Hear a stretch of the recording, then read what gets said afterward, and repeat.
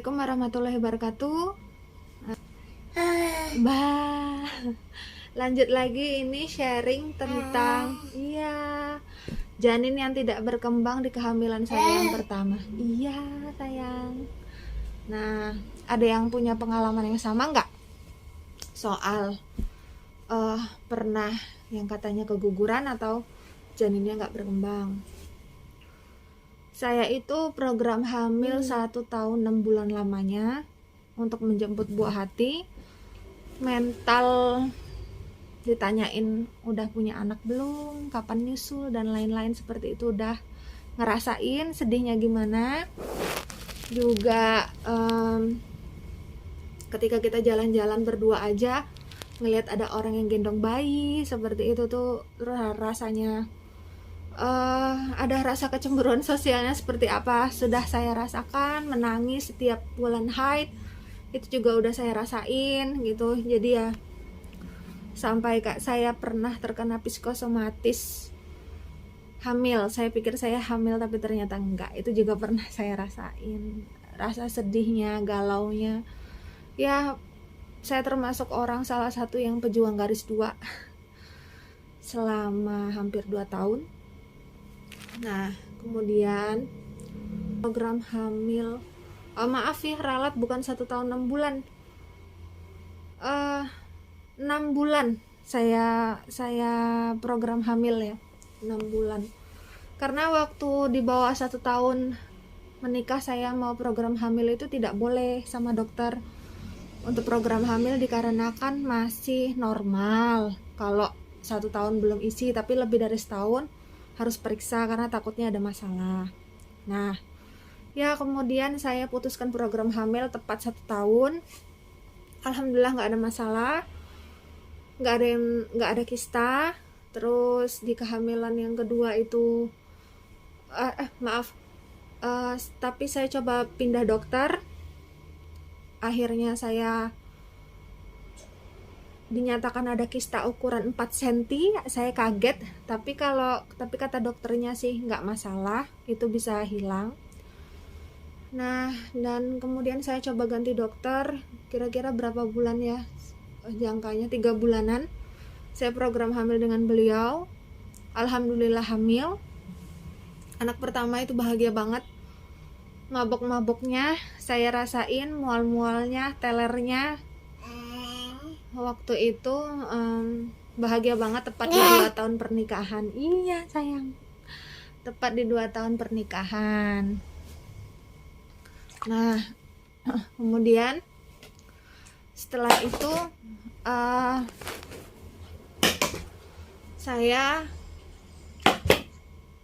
saya waktu itu belum punya Doppler ya. Di kehamilan kedua itu saya beli Doppler. Untuk yang kehamilan pertama itu saya nggak tahu hamil sih, tanda-tandanya itu saya tiba-tiba mual, asam lambung, saya minumin antasida. Besoknya itu saya harus cek beta HCG ke dokter untuk memastikan kalau apakah hamil atau tidak. Tapi saya tidak diizinkan tes pack sama susternya dan dokternya karena menurut mereka tidak akurat. Lebih akurat lagi dengan menggunakan tes darah. Akhirnya saya tes darah dan hasilnya alhamdulillah 5.000-an kalau nggak salah hasilnya beta HCG-nya, dan itu dinyatakan positif hamil. Alhamdulillah banget ya Allah, penantian kita yang 2 tahun akhirnya terwujud diijabah Allah. Saya jaga banget pola makan, junk food saya nggak makan, mie instan, pokoknya saya pola hidup sehat karena sesulit itu saya mendapatkan anak gitu. Perjuangan berdarah-darah, rasa sakitnya di HSG dan lain-lain gitu ya. Kalian yang udah lihat video sebelumnya HSG gimana, monggo dicek dan jangan takut. Nah, kemudian 6 minggu USG, usia kandungan waktu itu ketahuan hamil adalah 4 minggu. Udah mabok-mabok itu 4 minggu, udah lemes, gak kuat ngapa-ngapain. Kemudian dokternya tidak mau USG karena belum kelihatan kalau 4 minggu. Akhirnya USG lagi, disuruh 2 minggu lagi. Akhirnya 6 minggu USG, alhamdulillah udah kelihatan detak jantungnya. 2 minggu lagi disuruh datang lagi, alhamdulillah sehat, detak jantungnya juga normal. Kemudian disuruh 1 bulan, baiklah 1 bulan lagi saya ke sana kontrol. Yang saya rasain, saya masih mual muntah kayak gitu, saya rasain, mabuk nggak doyan makan, hormonnya masih nempel banget. Nah kemudian waktu itu yang saya rasain sih masih mual, lemas dan lain-lain, hormon kehamilannya masih ada kan, tapi saya ngerasa kok perut saya nggak tambah besar ya gitu. Nah kemudian saya kontrol, saya masih mabuk itu, tapi saya aneh kok perut saya nggak tambah gede ya, kok 3 bulan, waktu itu 12 minggu kok rasanya segini-gini aja ya. Terus waktu itu akhirnya saya kontrol, kok nggak gerak, kok dokternya nggak ngecek detak jantungnya. Saya tanya, kok nggak gerak dok? Sebentar ya bu, dokternya berhati-hati banget untuk ngasih tahu kondisinya, terus bilang kalau janinnya udah nggak berkembang. Disitu rasanya kayak disambar petir, penantian kita yang bertahun-tahun. Di situ saya nangis di luar klinik. Saya udah nggak peduli diliatin orang gimana, kita udah nyiapin nama waktu itu sakit, kalau anak cewek apa cowok apa. Terus saya sempat marah gitu sama Allah gitu, sempat ngerasain mental yang sampai sebegitunya, karena ujian hidup saya nggak hanya itu, ada banyak, termasuk kehilangan kedua orang tua saya. Termasuk kehilangan orang tua, itu ujian terberat buat saya. Kehilangan support system, saya baru ngerasain kebahagiaan menikah. Oh ternyata Allah masih nguji lagi, diberi kesabaran untuk punya anak. Akhirnya kita program hamil. Mental dan budget yang dikeluarkan udah lumayan ya gitu kan, udah lumayan menguji kami gitu. Tapi suami saya tuh nggak pernah yang sayang sama uang. Toh untuk menjemput buah hati itu kan ibadah, jadi dia nggak ada rasa eman-emannya sayang banget sama uang gitu, nggak ada, dia nggak ada ke arah sana. Terus kemudian saya nangis, disuruh 2 minggu lagi sama dokter untuk datang untuk mengeluarkan janin kalau nggak pendarahan, karena nggak ada tanda-tandanya, tidak ada flek, tidak ada kram di perut, nggak ada tanda-tandanya sama sekali. Terus kemudian akhirnya saya seminggu kemudian saya datang kembali ke dokter, dok udah keluar flek tapi kok belum ya, karena kebetulan saya itu juga mau ada acara keluar kota gitu. Akhirnya saya, gimana dok, saya ada acara keluar kota gitu kan, ya udah mondok aja, ranap di RS. Akhirnya saya sudah bawa baju dan lain-lain, udah langsung ranap, baru keluar flek. Langsung kemudian saya cek itu jam tengah malam, kalau nggak salah jam 12 malam itu saya dikasih obat untuk ngeluarin janin.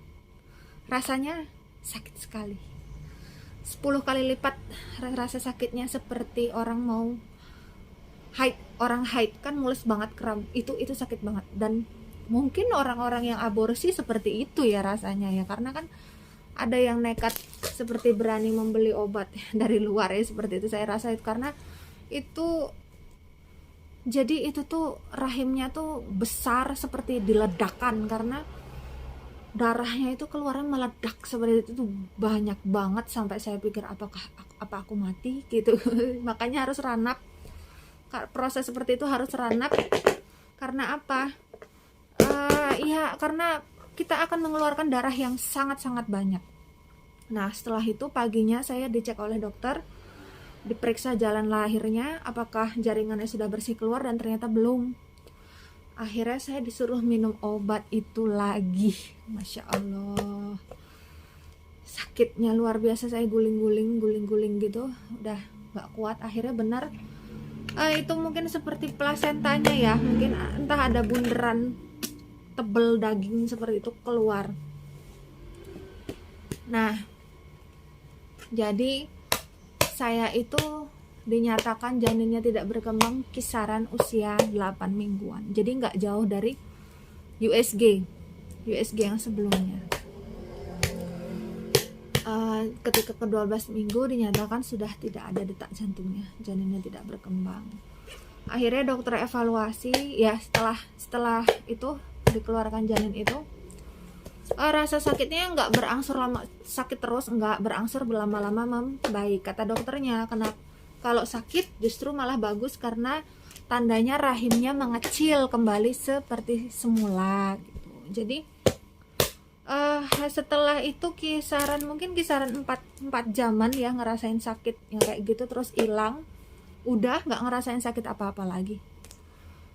Seperti biasa, bener-bener nggak ada rasa sakit ngilu atau apa, udah bersih. Dan setelah itu saya di USG dinyatakan lewat transvaginal, dinyatakan oleh dokter bahwa rahimnya sudah bersih, jaringannya udah keluar. Nah, kalau tidak dikuret, dikeluarkan alami seperti itu, biasanya itu diperbolehkan hamil lagi, langsung hamil lagi gitu, nggak ada minimal jarak, ya paling istirahat cuma sebulan gitu kan. Udah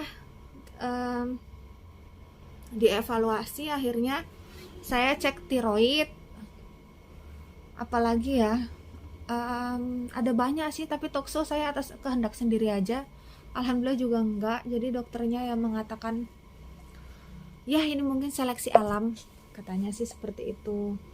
Ya ini mungkin seleksi alam, kenapa nggak berkembang kayak gitu. Ya udah kehendak Allah lah ya.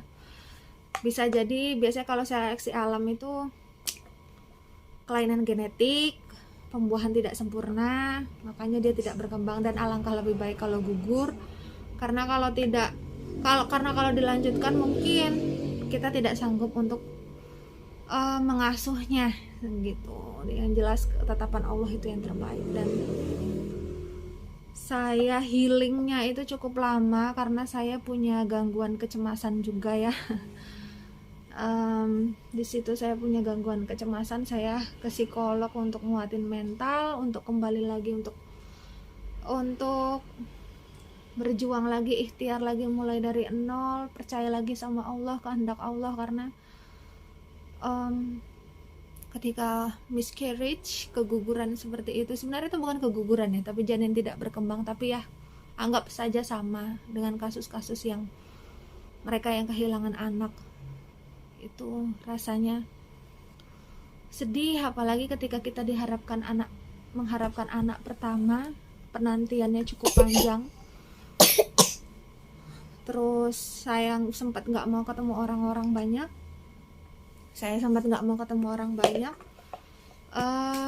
Lama berdiam diri di rumahnya, sampai biasanya ngaji, tiba-tiba saya malah nggak mau buka Al-Quran sama sekali. Di situ suami sempat bilang, nggak apa-apa kalau belum siap ya, kalau emang belum mau baca Arabnya nanti bisa baca artinya. Saya kalau ingat itu sempat marah sama Allah ya, sedih. Dan di situ momennya sedih banget sih, kayak kenapa ya Allah kok ngasih ujian sebegini banget, kok jahat banget. Saya sempat kayak gitu ya. Banyak-banyak istighfar lah. Mama saya sudah diambil, support system terbesar saya, mama saya diambil. Saya seperti udah nggak punya keluarga dekat lagi.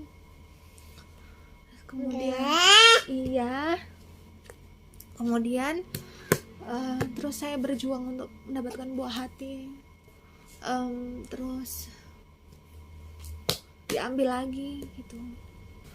Kemudian saya membandingkan dengan orang lain, kehidupan orang lain, kenapa saya yang merasa saya sudah seperti ini, sudah berusaha taat gitu, saya berusaha hijrah waktu itu, kok saya diuji lagi. Terus mungkin ada momen yang ya, apakah kamu akan masuk surga, apakah kamu akan mengira kamu akan masuk surga tanpa diuji. Kata-kata yang di dalam Al-Quran seperti itu yang bikin saya akhirnya mulai menata hati kembali lagi. Ya, usaha lagi, ikhtiar lagi. Kalau yang penting saya nggak menyerah, insya Allah bakal kabulin. gitu ya buat teman. Dan waktu pulang dari rumah sakit itu kebetulan ruang keluarnya itu sebelah kanan itu kamar bayi dan itu dindingnya hanya kaca, bisa dilihat dari jauh. Di situ saya nahan nangis, saya nggak mau lihat. Waktu saya mau masuk ke ruang ranap itu saya sempat nangis lihat bayi-bayi dilahirin sementara saya harus ngeluarin janin. Pas pulangnya saya nggak mau lihat, saya ngadep ke sebelah kiri. Sakit hati saya rasanya ngelihat, ya Allah, sudah mengeluarkan janin sebegitu sakitnya, tapi pulang saya nggak bisa gendong anak saya. Mentalnya begitu. Jadi buat wanita-wanita di luar sana, pejuang garis 2 dan pernah ngalamin hal yang sama, I feel you, I know it hurt. Saya tahu itu berat banget. Saran saya hanya bisa mengatakan Allah tidak akan menguji hambanya di luar kemampuannya, dan jangan menyerah. Saya sarankan bisa membaca buku Ayam Sarahza ciptaan Hanum Rais. Di situ juga ada petikan-petikan quotes yang bagus untuk menyadarkan kita bahwa percayalah bahwa sudah ada roh yang disiapkan di dalam rahim kita di Lauhul Mahfuz. Harapan itu akan ada kalau kita jemput, dan dia akan hilang ketika harapan dan ikhtiar kita hentikan. Di situ saya percaya bahwa ada ruh yang harus saya jemput melalui ikhtiar saya. Ada yang sudah Allah ciptakan untuk akan ditiupkan di rahim saya. Nah, percayalah, selagi harapan dan ikhtiar kita kencang dan kita percaya bahwa Allah mengabulkan, mau sampai berapa kali pun kita mau mencoba program hamil apapun, insya Allah akan ada jalan.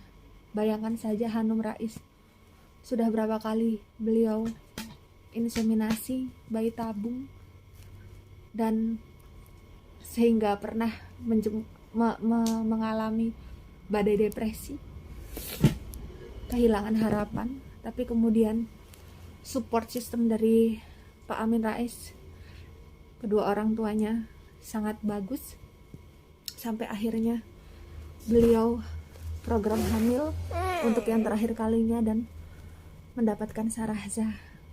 Jadi semangat untuk para pejuang garis 2 di luar sana. Semangat, jangan berhenti berjuang. Ikhtiar, pasrahkan semuanya sama Allah. Jangan lupa sholat duha, sedekah, dan carilah dokter terbaik, rumah sakit terbaik, dan ikhtiarlah yang terbaik. Iya. Nah, segitu dulu dari saya. Semoga video pengalaman saya ini bermanfaat. Sudah nangis. Assalamualaikum warahmatullahi wabarakatuh.